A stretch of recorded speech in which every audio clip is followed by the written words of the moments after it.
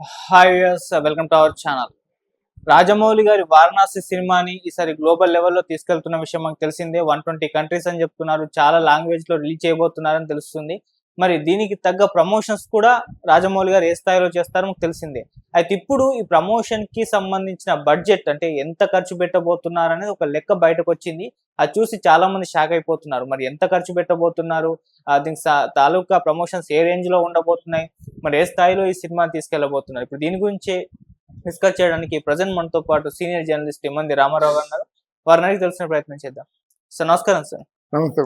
Sir Varanasi ఈ సినిమాని అంటే ప్రమోషన్ చేయడానికి భారీగా ఖర్చు పెట్టబోతున్నారు. ఆ బడ్జెట్ తో ఒక పాన్ సినిమా కూడా తీసేయచ్చు ఇప్పుడున్న పరిస్థితుల్లో. సో అంత పెద్ద ఎత్తున ఖర్చు పెట్టబోతున్నారని తెలుస్తుంది.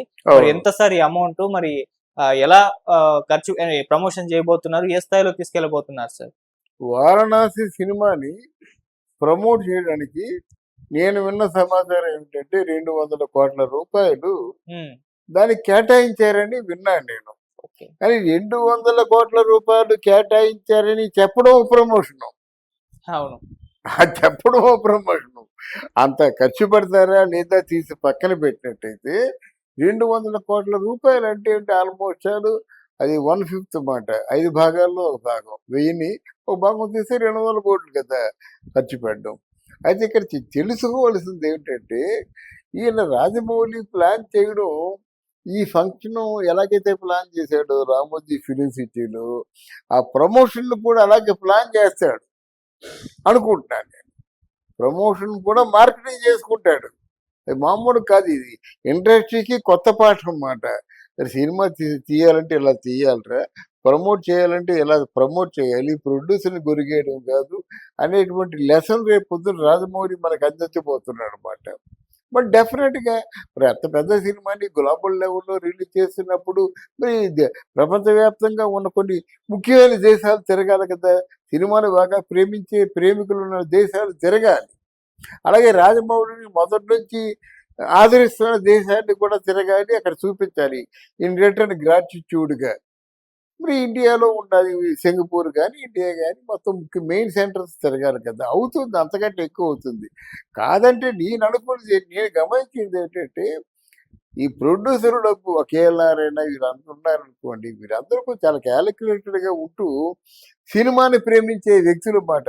నిర్మాత కేఎల్ఆర్ఐనా అయితే సినిమాను ప్రేమించే వ్యక్తులు వాళ్ళు ఎలా ప్రేమిస్తారంటే సినిమా మీద ఖర్చు పెట్టిన ప్రతి రూపాయి కూడా సెల్యులాయిడ్ మీద కనిపించాలి. అలా సినిమాకి ఏదైనా యాడింగ్ ఫ్యాక్టర్ కావాలంటే ఆ సినిమాయే సంపాదించి పెట్టాలి. యాడింగ్ ఫ్యాక్టర్ ఏమిటి? ప్రమోషన్. ఆ ప్రమోషన్ ఎలా రావాలి?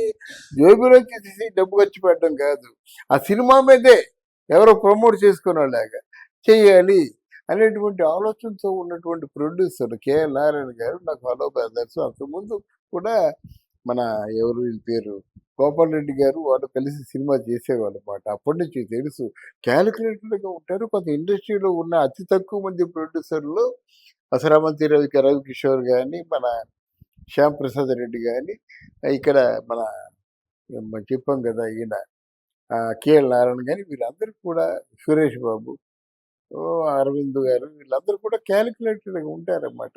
వాళ్ళు ఇన్నోవేటివ్గా ఉంటారు. కనుక 200 కోట్ల రూపాయలు పబ్లిసిటీ కోసం ఖర్చు పెడుతున్నారంటే ఆ 200 కోట్ల రూపాయలు ఎక్కడి నుంచి రాబడుతున్నాడు అన్నది కూడా మనం ఆలోచించాలి. డెఫినెట్గా బయట నుంచే రాబడతాడనమాట. బయటకు ఏదో చేస్తాడు. వాళ్ళు ఈ సినిమా మార్కెటింగ్ చేసుకునేలాగో, ఏదో ఆ సినిమాని వాడుకునేలాగో ఒక చిన్న బిట్టు 2 బిట్లు 3 బిట్లు వాడుకునేలాగో ఏదో మొత్తానికి చేస్తాడనమాట. జిగ్జాగ్స్ చేస్తాడు ఆర్టిస్టులు వాడుకునేలాగో. అంటే ప్రొడ్యూసర్కి మాత్రం అంత బరువు ఈయన మోపుతాడని అనుకోండి నేను. అందువల్ల సినిమా డెఫినెట్గా 200 కోట్ల రూపాయలు పబ్లిసిటీకి ఖర్చు పెట్టాడు. ఫర్ ప్రోడక్ట్ ఉందనుకోండి, ప్రోడక్ట్కి ఎంత అంటే ఖర్చు అవుద్ది 5 రూపాయలు, కానీ పోస్ట్కి 80 రూపాయలు 75 రూపాయలు. పబ్లిసిటీ కదా. అంటే 5 రూపాయలు ప్రోడక్ట్కి ఏమో 75 రూపాయలు నువ్వు ఖర్చు పెడుతున్నావి, 70 రూపాయలు ఖర్చు పెడుతున్నావి, వెరసి 75 రూపాయలు మార్కెటింగ్ ప్రైస్ వేస్తున్నవి. అలా సినిమా అంతే కదా. మరి 1000 రూపాయల సినిమాకి ఎంత ఖర్చు పెట్టాలి? అలాగైతే ఆ లెక్క చూసుకుంటే తక్కువే కదా. మనకి ఏదో లాస్ట్లో ఎగ్జాంపుల్ చెప్పకూడదు. అంతకుముందు ఏదో చెప్పారు చీప్ లిక్కర్ అని చెప్పారు. దానికి ఎంత ఖర్చు అవుతుంది? రూ. 20 ఎంతో రూ. 30 ఖర్చు అవుతుంది. రూ. 300 అమ్ముతున్నారన్నమాట. ఇలా జనాలు దోచుకొని తినవలసిన అవసరం లేదు కానీ ఏదైనా ప్రోడక్ట్‌కి దాని తాలూకు ఫినిషింగు, ఆ ప్యాకేజీ ఇవన్నీ కూడా హెల్ప్ అవుతాయన్నమాట. ఆ ప్యాకేజీ ఎలాంటిదో సినిమా కూడా అలాంటిదే. ఆ ఉమ్, ఎగ్జాంపుల్స్ చెప్పానని కాదు కానీ సినిమాకి ఆ ప్రమోషన్ కావాలి. అయితే నేను గమనించింది ఏంటంటే, నేను అబ్జర్వ్ చేసింది, నేను అనుకుంటుంది ఏంటంటే, ఈ 200 కోట్ల రూపాయలు కూడా అది మార్కెటింగ్ ద్వారానే సంపాదిస్తాడని ఇక్కడ రామోజీ ఫిలిం సిటీలో ఎలాగైతే ఈవెంట్‌ని వాడు ఆ విధంగా రన్ చేశారో, మిగతాది కూడా ఈ పక్కీలోనే, ఈ పందాలోనే వెళ్తుందని నా అభిప్రాయం. ఓకే. సో సైమల్టేనియస్ గా నడుస్తూ ఉంటుందా సార్ ప్రమోషన్? అటు సినిమా షూటింగ్ జరుగుతోంది. 1.5 ఇయర్ పడుతుందని చెప్తున్నారు. అవును. ఒక వైపున ప్రమోషన్స్ కూడా ఇలా నడుస్తాయి. ఎందుకంటే, అలా కాకపోతే రాజమౌళి ఇంత ఎర్లీగా ప్రమోషన్ వర్క్స్ హ్యాండిల్ చేయడు. 1000 కోట్లు కదండీ! 1000 కోట్లు అంటే మీరు ఆల్మోస్ట్ ఆల్ వీళ్ళు మార్కెటింగ్‌లోనే 1500 కోట్లు అంత అయిపోవనమాట. ఆల్మోస్ట్ అవ్వకపోతే ఇల్లు చేయడం కష్టం కదా!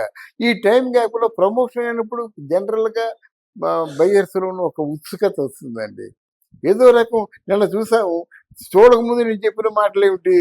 ఏమో అంతగా నాకేం పెద్ద పట్టలేదని చెప్పాను. చూసింది అదే చెప్పాను. నో, నా భూతో నా భవిష్యత్తు అని చెప్పాను. అంత తేడా వస్తుందన్నమాట. ప్రమోషన్ చేసినప్పుడు ప్రమోషన్ చేసిన దానికి, చేయని దానికి అంత తేడా ఉంటుంది. ఓకే.